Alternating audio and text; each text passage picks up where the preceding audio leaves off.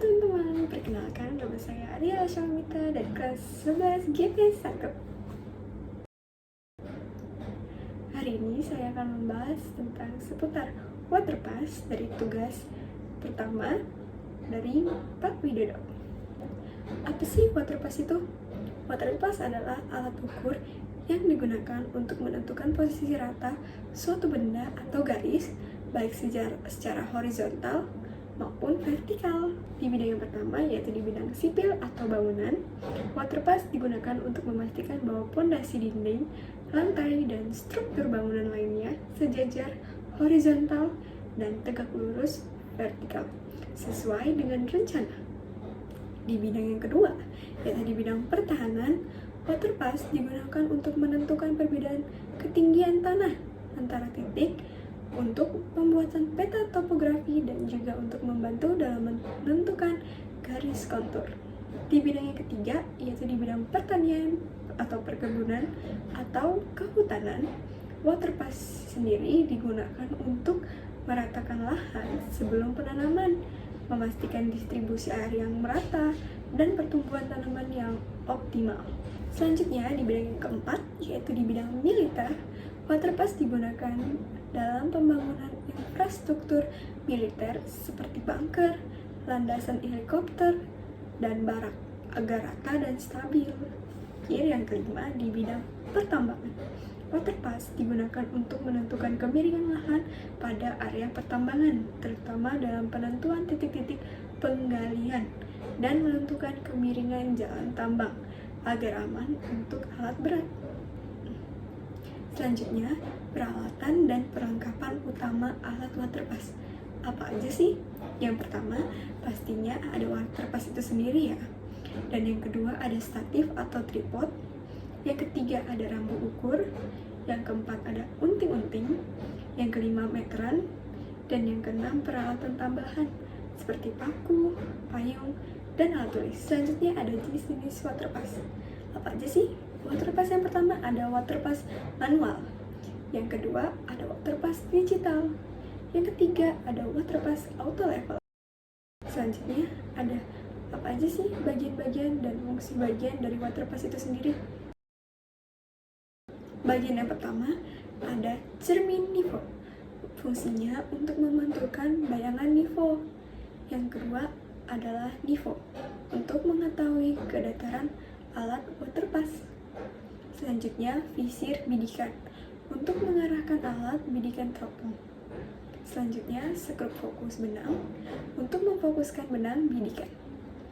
Lalu, ada lensa bidik untuk melihat bidikan. Selanjutnya, ada skrup penggerak horizontal untuk menggerakkan secara halus arah bidikan. Lalu, skrup leveling untuk melabelkan atau mendatarkan alat waterpass. Lalu ada plat dasar untuk landasan ke tripod. Lalu ada body teropong, yaitu badan teropong. Lalu ada skrup fokus objek untuk memfokuskan objek bidikan. Selanjutnya ada rumah lensa depan untuk tempat lensa depan. Selanjutnya ada skala gerak sudut horizontal untuk mengetahui besar gerakan sudut horizontal. Dan yang terakhir ada nomor seri alat. Nomor seri alat fungsinya untuk mengidentifikasi alat.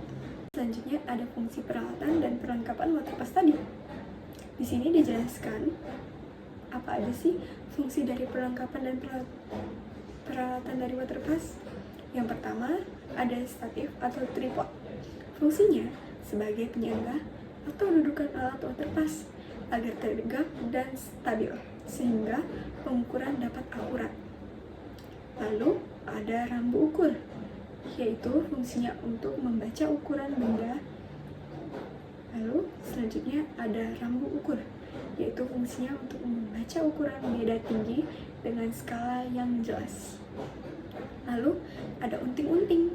Fungsi unting-unting yaitu memastikan pembacaan rambu ukur akurat dengan posisi tegak lurus di tengah.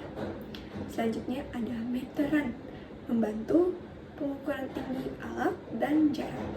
Kita ke bagian materi yang terakhir nih teman-teman, yaitu poin yang ketujuh. Di poin yang ketujuh ini, kita membahas tentang cara menggunakan water pass. Step yang pertama, tentukan titik berdiri tripod atau statif untuk tumpuan water pass. Yang kedua, buka dan berdirikan statif di atas titik yang sudah ditentukan. Lalu yang ketiga, atur tinggi statif setinggi dada surveyor. Yang keempat, kunci pengunci statif pada statif jika sudah setinggi dada surveyor. Yang kelima, pasang unting-unting di tengah statif untuk menentukan titik tengah. Yang keenam, pasang water pass-nya di atas statif itu. Yang ketujuh, atur gelembung pada water pass agar gelembung berada di titik tengah. Gelembung itu disebut nifo ya. Yang kedelapan, ukur tinggi water pass ditambah statif dengan meteran gulung untuk mengetahui tingginya. Jadi dari atas sampai bawah. 9. Bidik rambu ukur dan fokuskan water pass. Kemudian catat hasil bidikannya. Oke teman-teman, segitu aja ya pembahasan kita. Sampai bertemu di lain waktu. Mohon maaf jika ada salah ataupun kurang. Bye bye. See you. Terima kasih.